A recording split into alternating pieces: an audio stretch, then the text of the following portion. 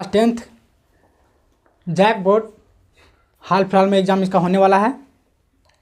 तो हम लोग साइंस का कुछ ऑब्जेक्टिव है जो बहुत इम्पोर्टेंट है। अक्सर ये सब क्वेश्चन एग्ज़ाम में पूछते रहते हैं, तो यहाँ से आप लोगों का क्वेश्चन बहुत बहुत इम्पोर्टेंट है।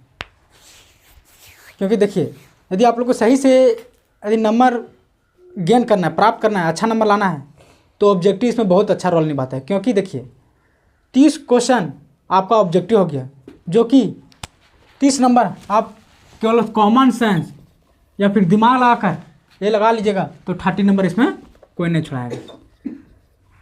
आप लॉन्ग आंसर क्वेश्चन यदि बनाने कोशिश कीजिएगा तो उसमें यदि आप लोग लॉन्ग आंसर क्वेश्चन बनाते हैं तो उसमें आप लोग को कुछ कुछ कटौती भी किया जाता है, राइटिंग में या फिर आंसर में इस तरह करके कटौती किया जाता है। लेकिन ऑब्जेक्टिव में कोई कटौती नहीं किया जाता है। आप सही मारें इसको मतलब आंसर वो सही है, 1 नंबर मिलेगा।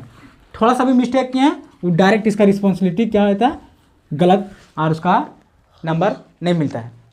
इसलिए आप लोग ऑब्जेक्टिव को ध्यान से पढ़िएगा और अच्छा से बनाइएगा, क्योंकि ये 1 नंबर का, ये बहुत समझिए कि लक्की है। सही लगाएं तो 1 नंबर मिल गया और गलत लगाएं तो 1 नंबर कट गया। और ये कब बनता है, जब आप विस्तार तरीका से इसका थ्योरी पढ़िएगा तब।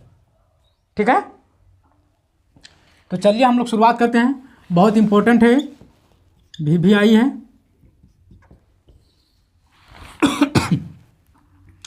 पहला क्वेश्चन है, गोलीय दर्पण के ज्यामिति केंद्र कोऑर्डिनेट सेंटर को क्या कहते हैं?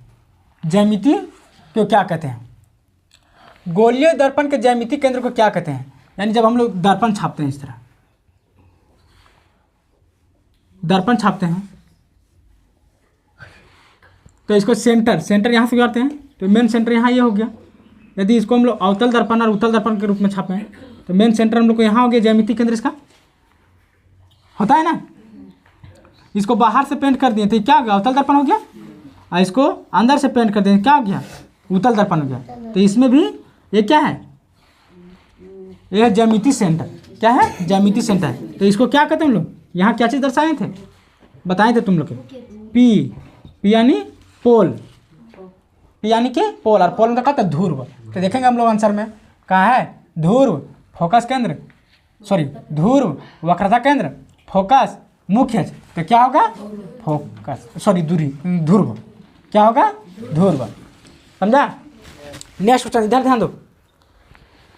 किस दर्पण में वास्तविक फोकस होता है? किस दर्पण में?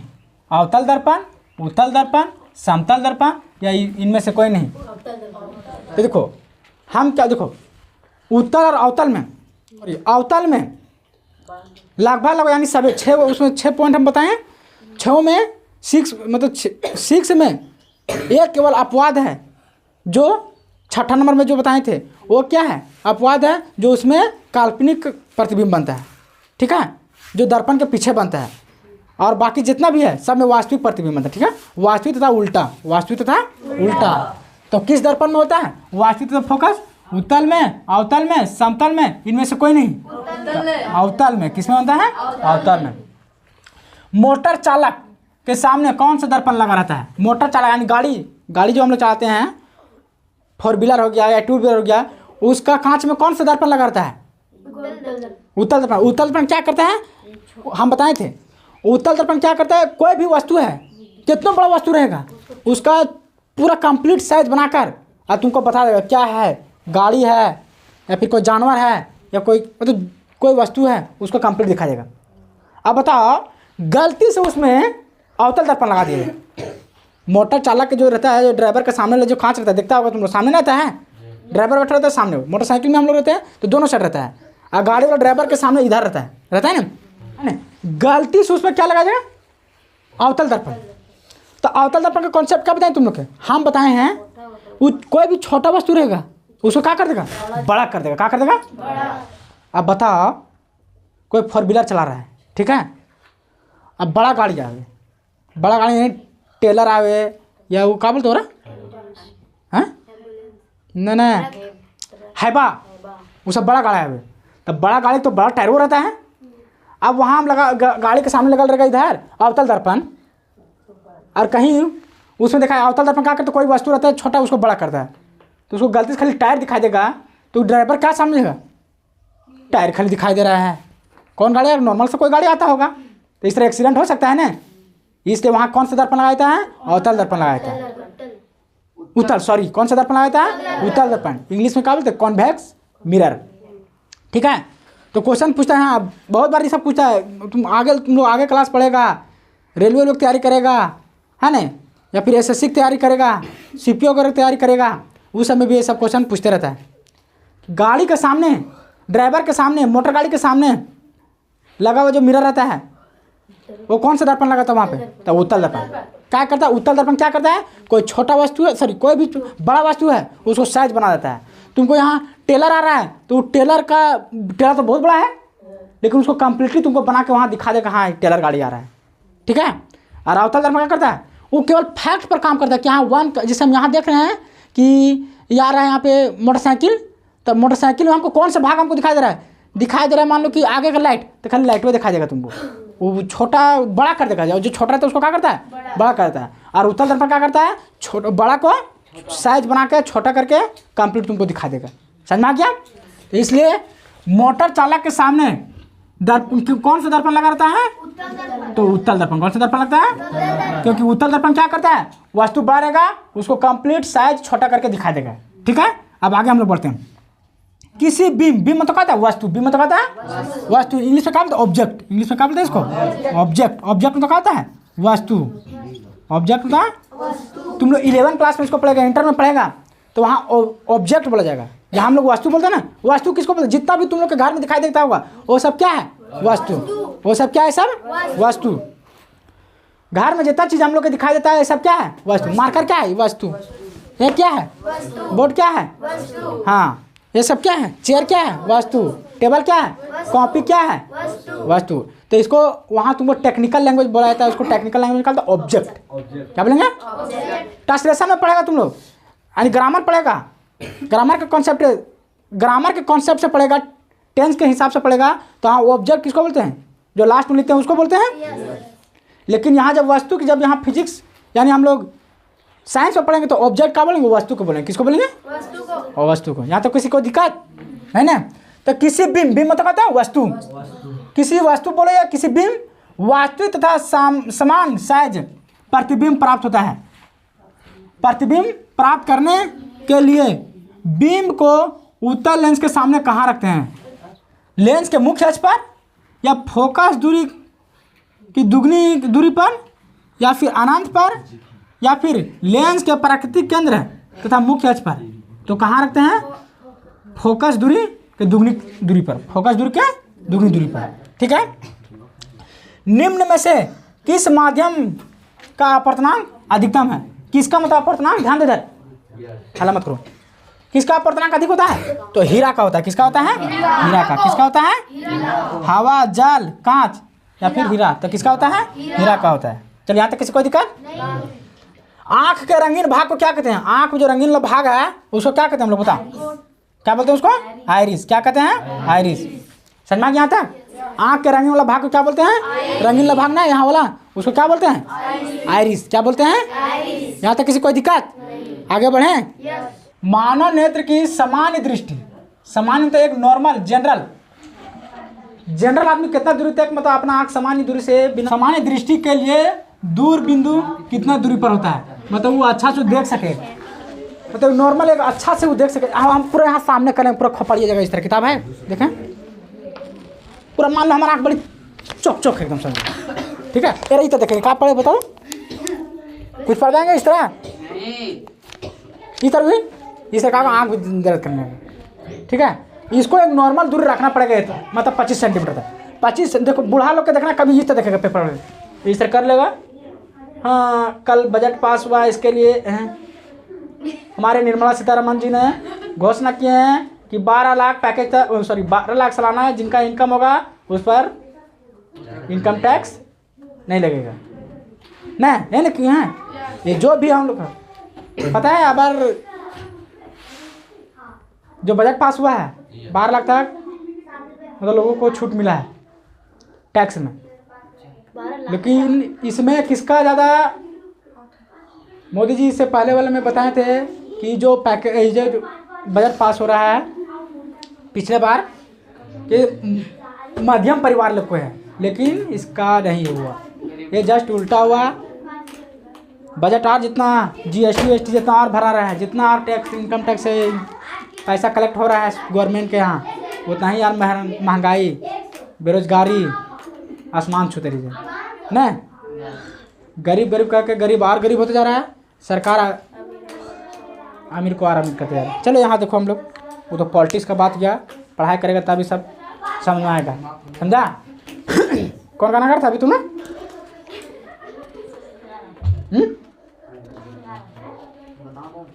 कौन गाना था?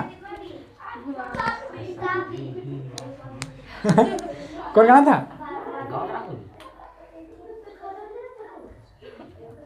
बोलो कैसे बोलो रे, कैसे बोला था? राहुल बोला थे खाला जाना ऐसा दिया तो वाइफ माई संभाल जाए हमारा। ऐसा दिया वाइफ माई सुधार जाए हमारा लाइफ। अच्छा, माँ से तुम लोग विनती कर रहा है को वाइफ अच्छा चाहिए, गलाव पहले अच्छा पड़ेगा तब नहीं। वीडियो चालू तुम जैसा रहेगा वैसा ही तुम्हारा वाइफ मिलेगी, ठीक है। लेकिन तू तो मंगरेला नहीं लग रहा है कि लड़का, तू मंगरेला जैसा लग रहा है। नहीं, एक चीज सुधार हो सकता है, क्या हो सकता है? अच्छा से पढ़ा लिखा कर लेगा, अच्छा से अपना जगह सेलेक्ट कर लेगा। अभी वैल्यू ज़्यादातर लोग देखता है, तुम्हारे पास पैसा है तो कोई इज्जत देगा, पैसा नहीं है तो कोई इज्जत नहीं है। कैसे कहते लोग कि पुरुष का जेब खाली हो जाए और महिला का कोख खाली रहे, तो वैसे लोगों को इस समाज में जीने का अधिकार नहीं देते हैं समाज के लोग। बहुत तरह से तुमको ताना मारेंगे, होता है ना। जिससे जेब बाहर कर रखना, की जेब रखेगा बाहर के पैसा करकट मिलते जाएगा नहीं। खाली बस करेंगे हमको वाइफ चाहिए, मिलेगा इधर मंगरेला में। एक गाना है तो कौन गाना है वो? भाग जगो रे कारू भाग जगो रे, 500 टका पर नोट देता है ना। चलो ध्यान देना। तो मानव नेत्र सामान्य दूरी एक नॉर्मल आदमी देखने के लिए सभी व्यक्ति को देखने के कितना सेंटीमीटर दूर होना चाहिए? 25 सेंटीमीटर। कितना होना चाहिए? ये देखो अब सर्व कितना भयंकर बनाया से 25 सेंटीमीटर, 25 मीटर, 2.5 सेंटीमीटर, 2.5 मीटर। बड़े कोई दिमाग में हर 25 हो यहाँ बस मारिए देंगे, ठीक है। कदा यहाँ देख लें थोड़ा आराम से, मीटर कि सेंटीमीटर क्या है इसे, ठीक है। तो कितना होता है? 25 सेंटीमीटर। कितना होता है? 25 सेंटीमीटर। 25 सेंटीमीटर टिक करेंगे, ठीक है। दीर्घ दृष्टि दोष को किस लेंस से दूर किया जाता है? दीर्घ यानी को आदमी को दूर का वस्तु नहीं दिखाई दे रहा है, दूर के वस्तु नहीं दिखाई दे रहा, उसको दूर का वस्तु जरा सा नहीं दिखाई दे रहा है, दूर का वस्तु नहीं दिखाई दे रहा। मान लो कि 1 किलोमीटर में कोई गाड़ी आ रहा है, ठीक है, उसको दिखाई दे रहा है गाड़ी है कि साइकिल है। साइकिल है कि मोटरसाइकिल पता नहीं चल रहा है, तो मोटरसाइकिल है तो चलते हैं ऐसे हिल कैसे चलेगा, मारेगा वहीं बस एक्सीडेंट कर देगा, तुमको एक्सीडेंट हो जाएगा ना। इसलिए दूर की वस्तु नहीं दिखाई दे रहा, मतलब उसको क्या हो गया? उसको मतलब दूर दृष्टि हो गया, मतलब उसको दूर की वस्तु नहीं दिखाई दे रहा है। यानी देखो उस व्यक्ति को कहा कि दूर दृष्टि दोष हो गया, यानी कि दूर की वस्तु नहीं दिखाई दे रहा है, दूर की वस्तु नहीं दिखाई देता है। तो हम क्या बताए थे कि दूर की वस्तु नहीं दिखाई दे रहा है, उसको कंप्लीट देखना है, तो उत्तर लेंस क्या करता है? वो कंप्लीट दिखा देता है क्या है ना है। तो वहाँ कौन सा दर्पण लगाया, कौन सा लेंस लगाता है? उत्तर लेंस। कौन सा लेंस? उत्तर लेंस। तो उत्तर लेंस हम लोग टिक करेंगे, ठीक है। विद्युत धारा का ये सही मात्रा, मतलब विद्युत धारा, धारा जानते हैं किसको बोलते हैं सर? धारा जो एक लगातार बहे, ठीक है, स्पीड में बहे, उसको बोलते धारा। जैसे पानी का धारा, हवाओं का धारा, कोई धारा प्रवाह इंग्लिश बोल रहा है, I am suffering from fever, धा बोल रहा है। ऐसा है वेरी हॉरिबल एक्सीडेंट लास्ट में between a truck and motorcycle दरोड़ा slip due to a truck on the road, धा बोला तो उसको धारा प्रवाह बोल रहा है, तो उसको बोलते धारा। क्या बोलते उसको? धारा। क्या बोलते उसको? धारा। तो विद्युत धारा का ऐसा मतलब क्या होता है? क्या होता है? एम्पियर। क्या होता है? एम्पियर। विद्युत धारा को मापने वाला यंत्र को क्या कहते हैं? क्या कहते हैं? देखो, एमीटर, वोल्ट मीटर, गैल्वेनोमीटर, इनमें से कोई नहीं। हाँ, क्या होगा बता? विद्युत धारा को मापने वाला यंत्र को क्या कहते हैं? एमीमीटर ना, मतलब बड़ा करंट को नापेगा। ठीक है, बड़ा हाँ, वहाँ एम्पियर ये सब तो घर में हम लोग छोटा छोटा चीज़ डिवाइस को कर देते हैं। अब बड़का बड़का ट्रांसफार्मर को वहाँ नापना है, करंट कितना है तो वहाँ कर अमीटर से। किससे कहता है? एमीटर से। किससे? एमीटर से। एक कूलम आवेश में कितना इलेक्ट्रॉन आवेश की तुल्य होता है? कितना होता है? 6.10⁸ इलेक्ट्रॉन, 1.6 × 10⁻19 इलेक्ट्रॉन, कि 2 × 10⁻19 इलेक्ट्रॉन, कि NOT कितना होगा? 10⁻18 इलेक्ट्रॉन है। 6 × 10⁻18 इलेक्ट्रॉन होता है। ठीक है, एक चीज याद रखना, देखो NOT के मतलब होता है NOT, नोट मतलब इसको जब तू पूरा अर्थ निकालेगी, एक होता है नोट होता है नहीं होता है, ही होता है हैं? एक होता है इसको एन में तो कहता है नन, एन में तो कहता है, ओ में तो कहता है ऑफ, और टी में तो कहता है दीज, टी में तो कहता है तो नन ऑफ दीज, इनमें से कोई नहीं, इनमें से कोई नहीं।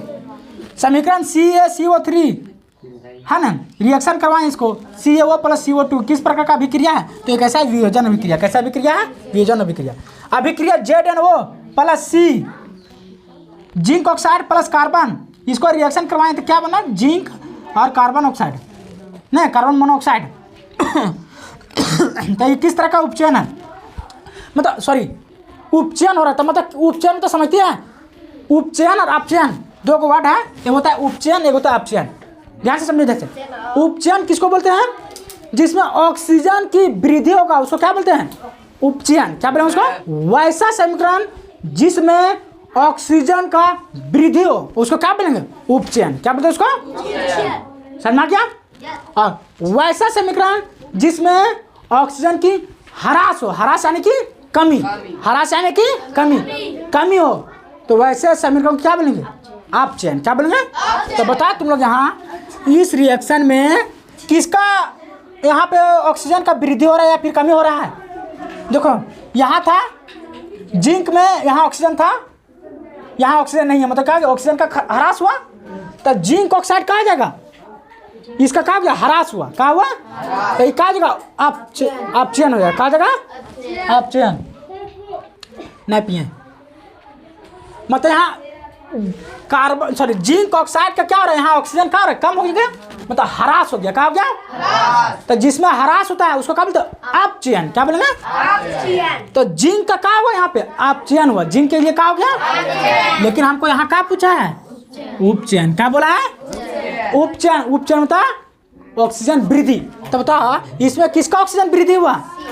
क्योंकि देखो कार्बन का यहाँ ऑक्सीजन नहीं है ना, कार्बन का ऑक्सीजन नहीं है, और यहाँ कार्बन का ऑक्सीजन बढ़ गया है, बढ़ गया है। यहाँ ऑक्सीजन नहीं है कार्बन का, और यहाँ कार्बन के पास ऑक्सीजन आ गया, मतलब कहीं ना कहीं वृद्धि हो रहा है। तुमको पास पैसा नहीं था, तुमको कोई दे दिया है, मम्मी या पापा दिए हैं, तो तुमको पास क्या होगा? पैसा आ गया ना। किसी भी माध्यम तुम लोग चंदा भी कलेक्ट कर रहे हैं, तुमको पास पैसा नहीं है, मम्मी पापा दिए, तो तुमको यहाँ नॉमिनेशन हो गया है ना कि हाँ मिल गया है। उसी तरह यहाँ कार्बन के पास ऑक्सीजन नहीं था, लेकिन जब ये रिएक्शन किया तो क्या इसके पास ऑक्सीजन की मात्रा बढ़ गया। इट मीन्स यहाँ क्या हो गया? कार्बन का उपचयन हुआ। कार्बन का क्या हुआ? उपचयन। उपचयन यानी कि ऑक्सीजन क्या हुआ? ऑक्सीजन का वृद्धि हुआ। ऑक्सीजन का क्या हुआ? वृद्धि हुआ। और जिंक का क्या हुआ? ह्रास हो गया। तो क्या हो गया? अपचयन। क्या बोलेंगे इसको? अपचयन। यही क्वेश्चन यहाँ बोलता कि किसका अपचयन, या खाली देखो एक घंटा देते थे अपचयन। तो अपचयन किसका हुआ बता? जिंक का। किसका हुआ? क्या? क्योंकि यहाँ ऑक्सीजन था, ऑक्सीजन यहाँ भाग गया छोड़ के रहा। क्या गया? डिवोर्स हो गया ना, डिवोर्स हो गया ना। हाँ यार डिवोर्स हो गया, और अगर क्या हो गया? फ्रेंडशिप हो गया। अगर तो चलो इसको क्वेश्चन तो यहाँ यानी क्या हुआ? जिंक का डिवोर्स हुआ और कार्बन का फ्रेंडशिप बन गया। कार्बन का कौन? ऑक्सीजन मान है। बड़ी बदमाश है बकलोल भाई। चलो तब यहाँ क्या बोला कि अपचयन किसका हुआ है? तो अपचयन बोल रहा है किसका हुआ? अपचयन सॉरी उपचयन। उपचयन किसका हुआ? ऑक्सीजन का। ऑप्शन किसका हुआ? कार्बन का बकलोल। उपचयन किसका हुआ? कार्बन का। और अपचयन किसका हुआ? जिंक का। तो यहाँ देखो इसमें हम दो कॉन्सेप्ट को कंप्लीट किए, ठीक है। तो आंसर किसमें करेंगे? ध्यान दो, हल्ला मत करो, डिस्टर्ब मत करो पढ़ाने। किसका हुआ ऑप्शन यहाँ पे? कार्बन का। कार्बन कहाँ है? टिक करो, ये ना, तो बी नंबर टिक करेंगे ना। कौन सा पदार्थ नीले लिटमस पत्र को लाल कर देता है? ये तो बहुत आसान है। तो कौन है? आम्ल। आम्ल क्या करता है? नीले लिटमस पत्र को लाल करता है। और क्षारक क्या करता है? लाल लिटमस पत्र को नीला कर देता है। आई होप आप इस टॉपिक को समझ गए। आप लोगों को कैसा लगा? आपने राय कमेंट बॉक्स में अवश्य दीजिएगा। आपका कमेंट का इंतजार रहता है हमें। बहुत बहुत धन्यवाद।